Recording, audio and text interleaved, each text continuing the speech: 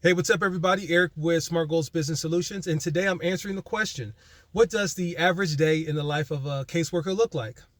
And that really depends on the type of social work that you're doing. I'll first start off by saying, before I even answer that question, that not every case is right for every caseworker. Prior to getting into social work, I was a science teacher. And as a science teacher, I enjoyed teaching. I enjoyed that sense of creativity and group projects and group project based work. And so when I entered into the field of social work, I found myself gravitating towards not just young people, but group projects and group dynamics, and helping young people not only figure out their sense of self and their career path or their life path, but also interjected my own version of creativity and life skill development into that. And from that, I built a book of business, if you will, that specialized in helping young people figure out life paths and their career goals and their academic goals. And that's kind of where I've shaped my career as far as social work. But some people go a different route. Some people really like working with people who have substance abuse issues, or who have addictions, or who have complex life situations or complex family dynamics. And that's fine as well. The most important thing is, as you are working through your casework career, is I think you'll naturally start to gravitate towards certain types of clients, certain types of family dynamics, certain types of cases. And it's very important that you check your pulse during these times and figure out where your passion is, where your strengths are, and really lean on those strengths. Because when you do a really good job in your strengths, you tend to grow your book of business. You tend to grow your clientele, and you tend to problem solve better. You tend to have better outcomes as well. And so, what does the average day look like? It really depends on what you do. My typical day starts around 5 or 6 o'clock in the morning, where I'm picking up young people. We may do emergency supervision. We may do some academic stuff. I may be picking them up and taking them to school. I may be picking them up and taking them to an alternative school, or maybe myself work with them on their life skill goals or their academic goals. Some people's day may start late in the afternoon, right? For example, if you're working with a family, maybe you're doing visits, right? If you're doing visits, you're probably going to be doing visits in the afternoon when kids are out of school, where you're helping parents and their children connect and bond as normally as possible. I would say that be prepared to drive if you're going to enter the field of social work, because there is a lot of work involved. In fact, your car will more than likely be your office. I can tell you right now, look, I got a car. I don't know if y'all can see this. I got my car seat here. I got a baby car seat. I got my laptop here. I got one phone. I got two phones. I got another laptop. I got another laptop. I got all types of cords and stuff. So be prepared. Be prepared to work in your car a lot.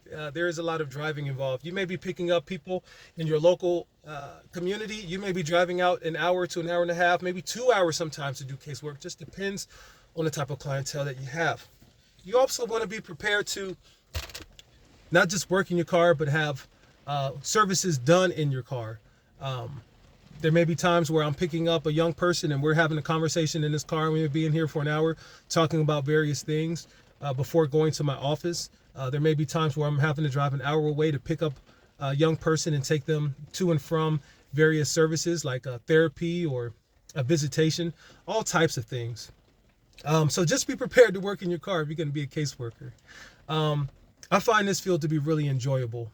I would say that I enjoy my job about 80% of the time. I love it about 80% of the time.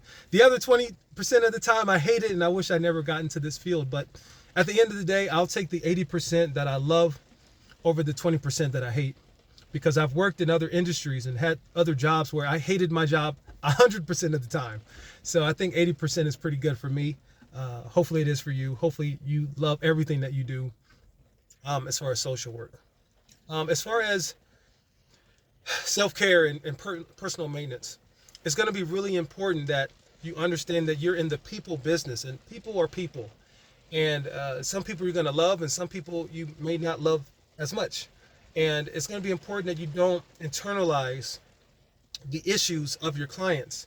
And in the beginning, that may be a little bit more difficult, a little bit easier said than done. But as you continue to work in this field, you want to keep your sense of compassion, keep your sense of passion, keep your sympathy and empathy, but also make sure that you are drawing clear lines and boundaries and not taking home your clients' issues into your personal life. And that is an area that I find a lot of people who enter into this field fall into. It's going to be important that you don't burn yourself out. The most important word I think you can learn in social work is no. Because if you say yes too much, you find yourself burning yourself out very fast. But setting those boundaries, knowing your own limitations and your own strengths is going to be super important if you want to have a prosperous career. I love this work.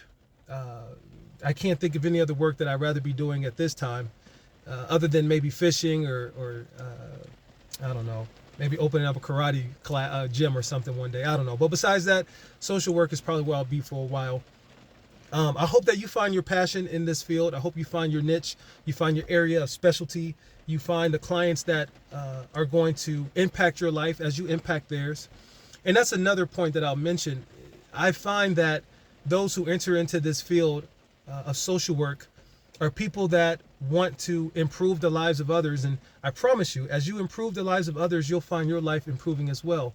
As you're working with families on growing and bonding, you'll find yourself using some of the same information, strategies, and techniques on your own kids, on your own family.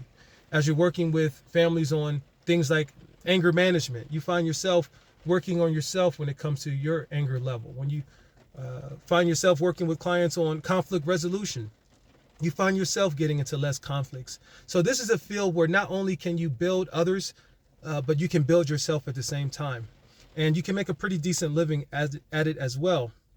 As far as making a living as social work, this is what I'll say, because I don't want to get too deep into the money part. But if you find yourself a niche, if you find yourself an area of passion, if you find yourself an area of strength, you will have better outcomes.